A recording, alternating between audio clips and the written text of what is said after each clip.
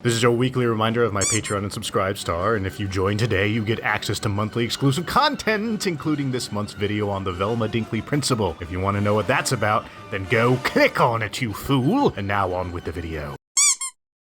What's good, people? Agent Jules reporting for duty. So, Space Jam 2 lands this Friday. It's been a bit of a journey, especially concerning one particular character, Lola Bunny, and people's opinions on what she should be shaped like, and what has changed and what has not. So this week's video is going to be about Lola Bunny, but it's not going to be about Space Jam's Lola Bunny. Oh no, no. We here on this show talk about the superior Lola Bunny. And that is the Looney Tunes Show Lola Bunny. Not every girl is as stable as me. So, without further ado, let's go ahead and buckle into our favorite room in our rich parents' house. Let us decorate it with unicorns and rainbows and sunshine and all that nonsense. Let us go ahead and harass our boyfriend in a creepy manner by smashing the like button.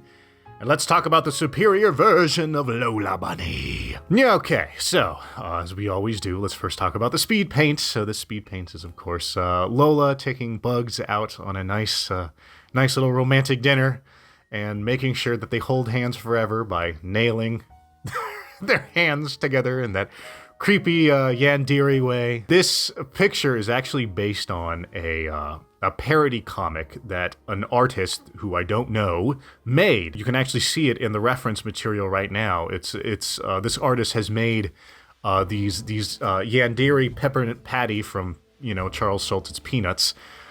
Being creepy toward Charlie Brown, because of course in canon, Peppermint Patty has a crush on Charlie Brown, so this artist decided to take it to the next level. So there's a particular strip where Peppermint Patty nails her and Charlie's hand together, and it was such a shocking image that I wanted to emulate that.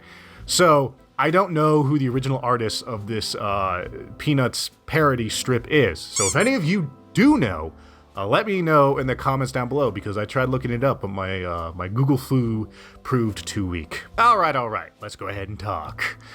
I want to take you back to the 90s. I want to take you back to when Space Jam 1 first aired, because Space Jam 1 was the initial debut of our subject today, of Lola Bunny.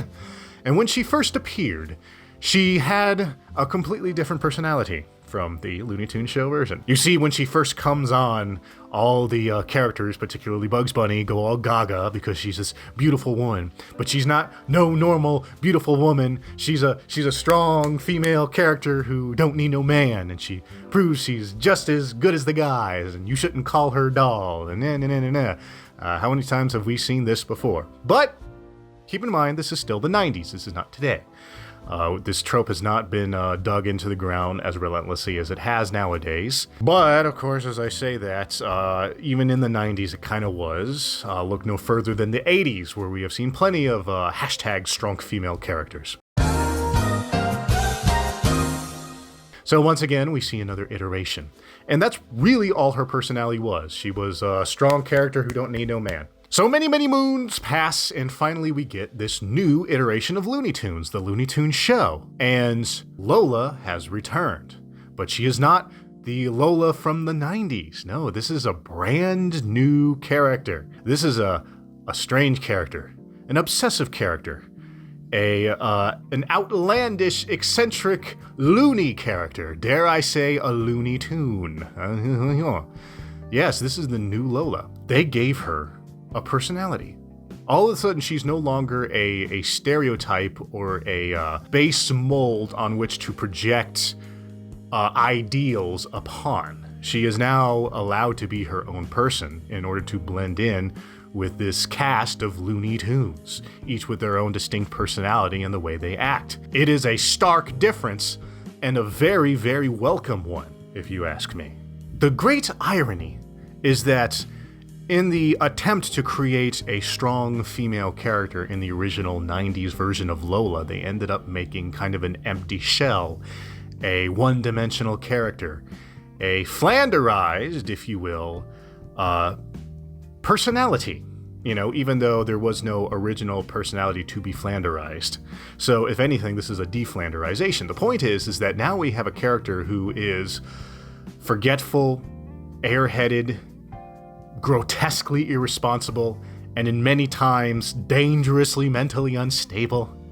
And all of a sudden, all of these negative traits are making a character so much more strong, right? We are now getting a more fully fleshed out individual.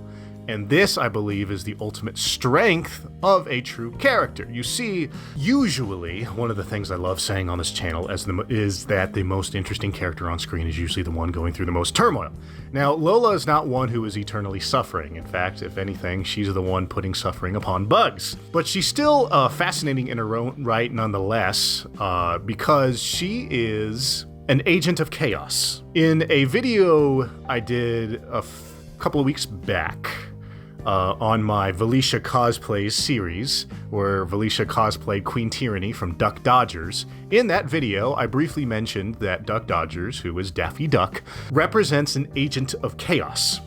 And in the Looney Tunes show, Daffy Duck is still an agent of chaos. And in this case, Lola Bunny, too, is an agent of chaos. And what do I mean by that? Basically, they are characters whose idiosyncrasies are there to essentially cause mayhem. They are troublemakers. Now, normally these kind of troublemakers, in my opinion, can be incredibly irksome if they are not punished for their actions. But fortunately for Lola, and of course Daffy himself, these characters are regularly punished for their actions.